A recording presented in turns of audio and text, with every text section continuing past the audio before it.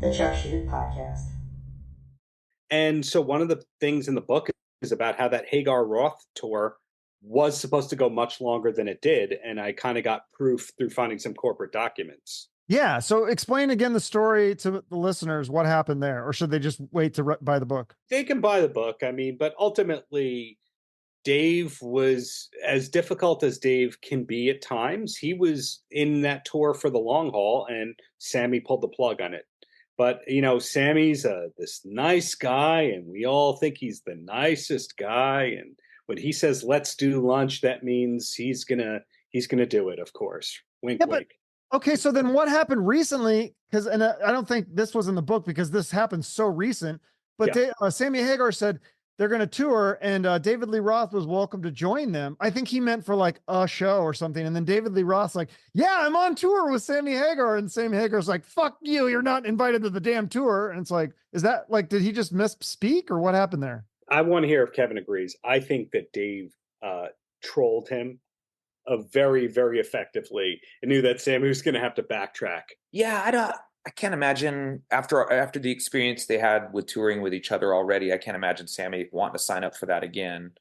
Sammy's the one that talks the most about how horrible that tour was. Dave hardly ever says anything. Yeah. So it would be weird if Sammy would sign up for that again. I don't think he has to. I think he can bring enough friends out per show that'll make it interesting and sell tickets that way. Somebody who knows stuff, because I do not want to throw him under the bus.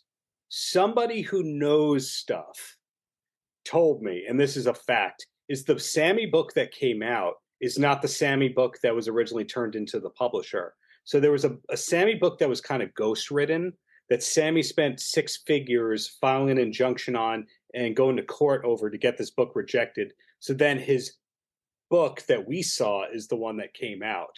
So I don't know what was in there in the original one, but what was in the one that came out was so unkind to Alex and Eddie, like unforgivable. Like you would never talk to those people again. Unforgivable, I think. Wow. Really? Like, what did it say? Or can you not say? What I remember, because I only read it once, was he was talking about the business deal that he had to give up his share and all that to get Michael Anthony on that tour, about Eddie not having teeth, about Eddie always being wine drunk, about them traveling separately, about Eddie's playing being so bad that you didn't know what song Eddie was playing every night, which I find very hard to believe. I think Eddie on autopilot is still really good, except for that Simon and Garfunkel performance. You ever see that? No, but wow, Eddie didn't have teeth. That's sad. Well, I mean, smoking and the metal pick and cancer and all that, you know, dental health happens. But Sammy's book was very unflattering about everybody. And some of the people that I spoke with for this book would be like, that's not true. And that's not true.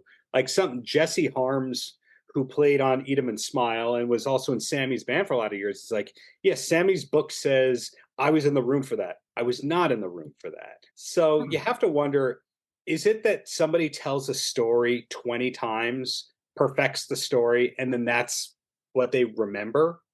Yep. That's true.